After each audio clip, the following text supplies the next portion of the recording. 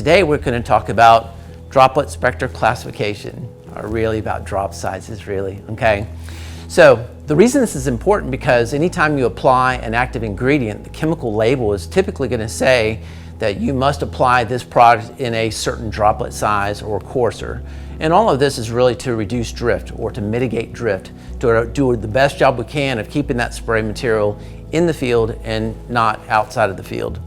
So this is all based on a standard created by the American Society of Agricultural and Biological Engineers, ASABE S572. All right, so this is what classifies these spray materials as either a fine, medium, coarse, or other type of spray.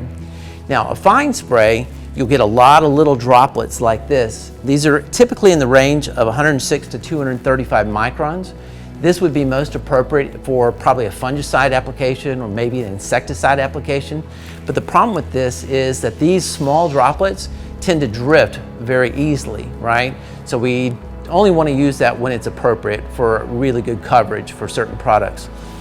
Some labels will require a medium spray. Those are typically in the range of 236 to 340 microns. That's the VMD. It's kind of like an average droplet size. It stands for volumetric median diameter. But this is what those droplets would look like. They're a little bit larger than the finer droplets, but they're not as big as the coarse droplets. So there are certain products that will say apply this in a medium spray or coarser. And then you'll have a lot of your herbicides that want you to apply those as a coarse spray, these really big droplets like this, or coarser spray. And so that's so that we keep that drift in check while still getting good efficacy or control of the weeds that we're trying to target. All right. So these are the drop sizes, droplet spectra classification. Sometimes you'll see it listed as DSC, but the label will require you either to apply as a fine, medium, coarse, or coarser spray, and this is what it all means right here.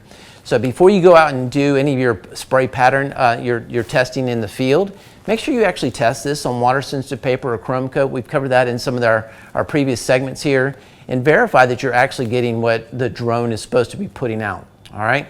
So by taking this all into account, this will help you be a better remote pilot and aerial applicator.